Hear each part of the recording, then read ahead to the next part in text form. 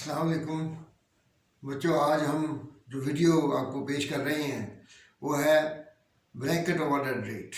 इससे पहले आप अप्लाइड ओवरहेड या अब्जॉर्ब्ड ओवरहेड को आप पढ़ चुके हैं, जिसमें हम एक्चुअल जो आवर्स होते हैं उसको मल्टीप्लाई करते हैं अप्लाइड रेट से या अब्जॉर्ब्ड रेट से, और वो रेट निकाला जाता है। उसकी सिलेक्टेड बेस होती है या डायरेक्ट लेबर आवर होते हैं या डायरेक्ट लेबर कॉस्ट होती है, मशीन आवर होते हैं, जो कि हमारे लिए अप्रोप्रिएट होता है वो रेट हम लेते हैं। इसको कहते हैं ओवरऑल रेट।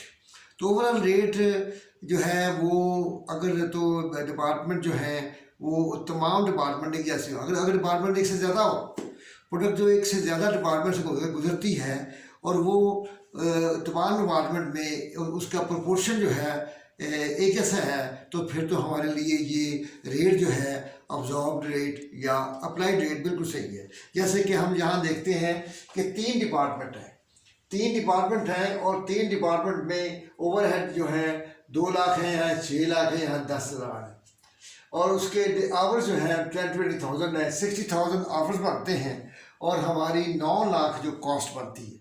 तो इस तरीके से यह रेट बनता है 15 रुपये। तो लेकिन अलग अलग रेट देखें तो वो मुख्तलिफ है।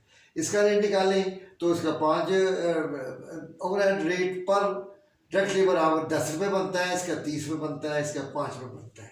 तो इस तरीके से ये जो रेट है वो मुख्तलिफ आ रहे हैं। एक प्रोडक्ट है वो तीनों में प्रोपोर्शनली एक ही टाइम मुकर्रर करती है, तो फिर ये ओवरऑल रेट ठीक है।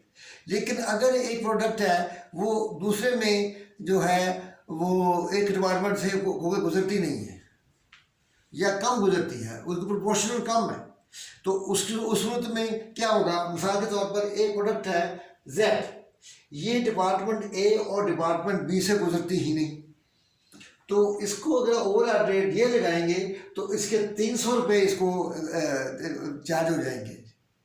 लेकिन अगर आप सिर्फ जो जहाँ जिस डिपार्टमेंट में है वहाँ लगाएंगे तो ये 100 रुपया खर्च होगा, क्योंकि आपने एक 2 डिपार्टमेंट में काम ही नहीं किया, इसका रेट इसका अप्लाई नहीं होना चाहिए। तो अगर और कौन सा होना चाहिए जिसमें वो काम करता है।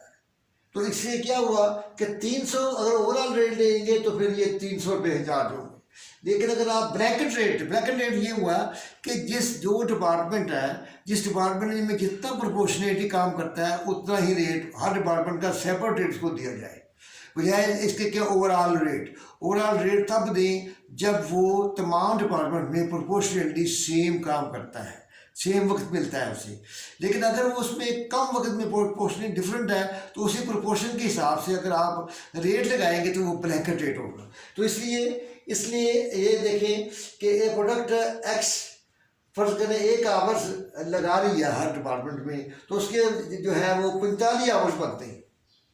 एक का मतलब है 1 आवर है तो हर डिपार्टमेंट में 1 आवर लगा रही है, तो वो इसका मतलब प्रोपोर्शन 1 है। एक इस तरह अगर 5 है तो फिर आपको 245 लगाना पड़ेगा, और ये ब्लैंकेट रेट ये ठीक है। लेकिन अगर आप वो किसी डिपार्टमेंट में कम वक्त दे रही है, जैसे प्रोडक्ट Z है तो अपना प्रोडक्ट Z है, हाँ, तो इसका मतलब ये है कि जिस डिपार्टमेंट में वो कम वक्त देती है या वक्त नहीं देती उसका रेट शामिल ना किया जाए। इसको कहते हैं ब्लैंकेट रेट, कि आप रेट जो है इंडिविजुअल डिपार्टमेंट का लगाएं और उसको according to their proportion in the production उसके ऊपर रेट लगाएंगे तो ये ब्लैंकेट रेट होगा। ओवरऑल रेट ना लगाएं बल्कि उसके मुताबिक लगाएं, जितना टाइम जिस डिपार्टमेंट में लगता है उतना ही रेट लगाएं। इसको कहते हैं ब्लैंकेट रेट। तो ये हमारी आज की वीडियो थी ब्लैंकेट रेट की। इसके बाद हम आगे चलेंगे इंशाल्लाह। अल्लाह हाफ़िज़।